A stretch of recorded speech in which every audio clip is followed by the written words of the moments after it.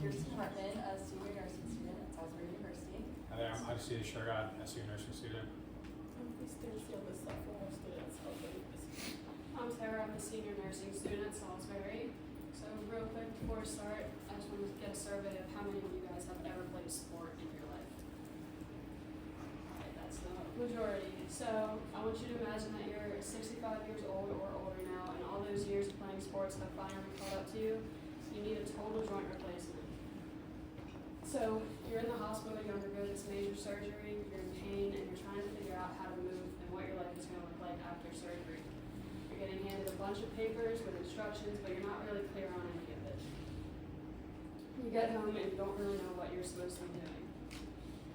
So the average readmission rate for a knee or hip replacement after 30 days of discharge is 4.2%. And 500,000 hip replacements and 3.5 million knee replacements will be performed by 2030, which can be a large majority of the population. So it leads to the question, what is going on that is leading to this high amount of readmissions after these total joint replacements? 30-day readmission rates are driven by substandard care, poor discharge planning, and ineffective post-discharge service coordination. These factors all have one thing in common: ineffective education at discharge. So if we're looking at a specific problem here, ineffective discharge is really the common denominator. So let's unpack that a little bit. So things like poor communication, not using patient-friendly language, so we're using medical jargon like cardiovascular instead of heart, or endocrine instead of something that we could convey to you easier. Something like insufficient patient education. Clear communication at discharge reduces readmission rates by up to 45%, which that's almost half of the rates that we're seeing are because it's not clear communication. Lack of caregiver involvement, so not getting in contact with the patient's primary caregiver in that process, which is huge for follow-up appointments. It's huge for dictating where the care is going to go. Language barriers. The two previous groups we've heard nothing about, or heard nothing but how language lines are not used appropriately. They won't be called, or people think it's not worth it, when in reality it's clearly a problem because we're seeing these readmission rates.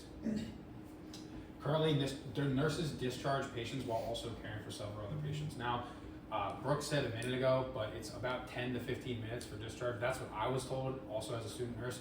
I don't know about you, 10 to 15 minutes is not enough time for anything. I can't even get out of bed in 10 to 15 minutes. So you're telling me I need to explain to someone about how their broken leg needs care, and that's just not enough time. Dr. Reed, in your professional opinion, is 10 to 15 minutes enough time for a discharge? Absolutely not. What's the longest discharge you remember? Did it take up to like an hour and a half maybe?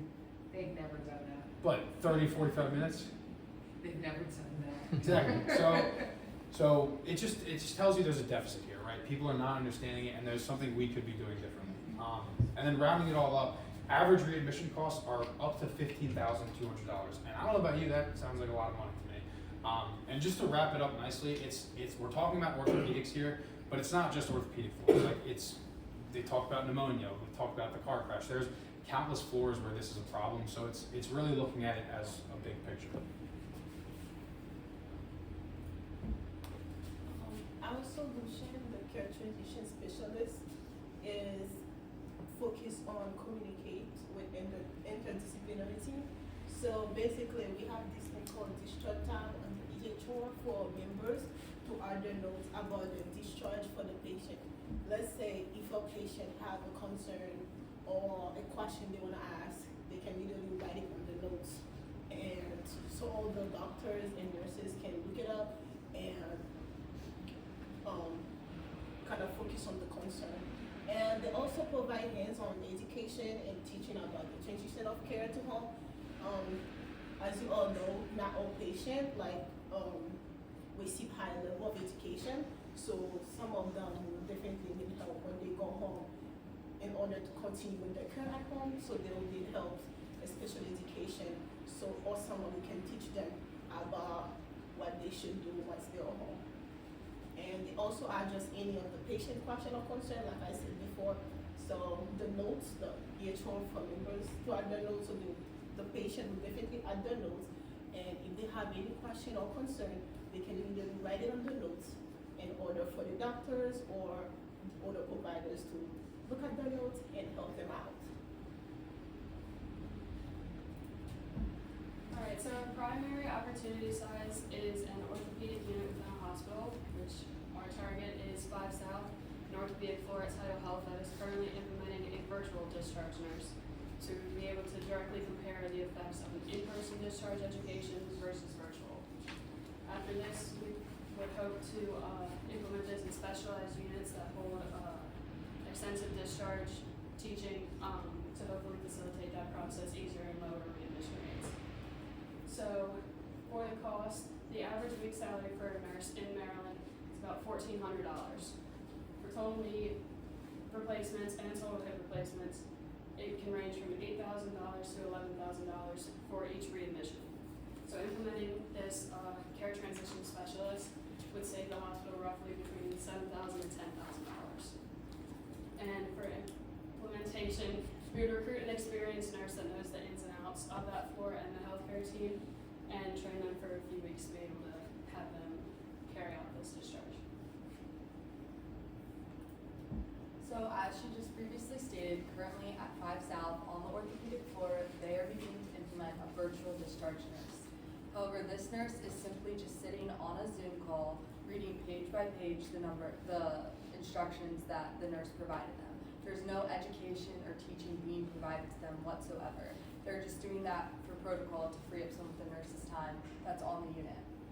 So we believe that this care transition specialist would really be able to identify and close the gaps of a lot of those flaws that's in this just discharge system.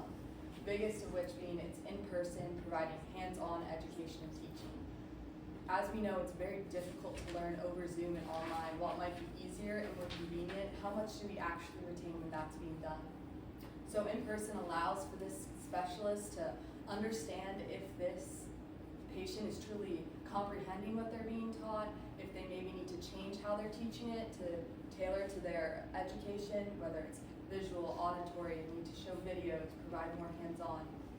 Maybe they need more assistance in different areas, and if they can go on to the next thing, or maybe need to go back a few steps and be like, okay, you didn't understand the last step, so let's go back that, make sure you understand before we move on to the next thing. They're spending quality time with the patient to really ensure that they know how to provide this care to themselves while they're at home, whether this be changing wound dressings, knowing their medication regimen, or doing certain exercises. This specialist is also going to be providing follow-up phone calls 2 days after discharge. This is essentially just to ensure that the patients are really doing what was talked about at the discharge. Are they going to their follow-up appointments? Are they taking their medication right? Are they doing their exercises? And do they have any questions or need any clarification? Because we can talk about it all we want, but are they actually doing it? And so that is going to ensure that it's actually happening. Another big difference is that being in person, not online, does not rely on Wi-Fi or technology at all. As we know, as electronics has become more prevalent in this day and age, especially getting onto Zoom calls during COVID, if my Wi-Fi technology was down or the professor's was down, you didn't learn anything that day and it impeded the process. In care, transition specialists in person never relies on Wi-Fi and will always be able to be done properly. So ultimately, this driving factor for hospitals to employ this care transition specialist is going to be the significant decrease in high readmission rates and costs.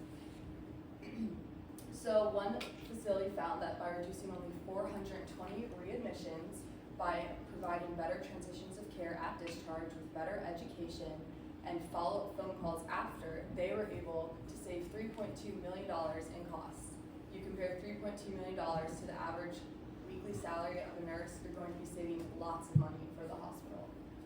Simultaneously, while this isn't the direct driving factor for hospitals, employing this special care transition specialist, they're also going to be freeing up a lot of the nurses' time on the unit to provide better patient-centered care because they aren't going to be having to do the discharge process, somebody else will, which also is going to be decreasing the nurse burnout.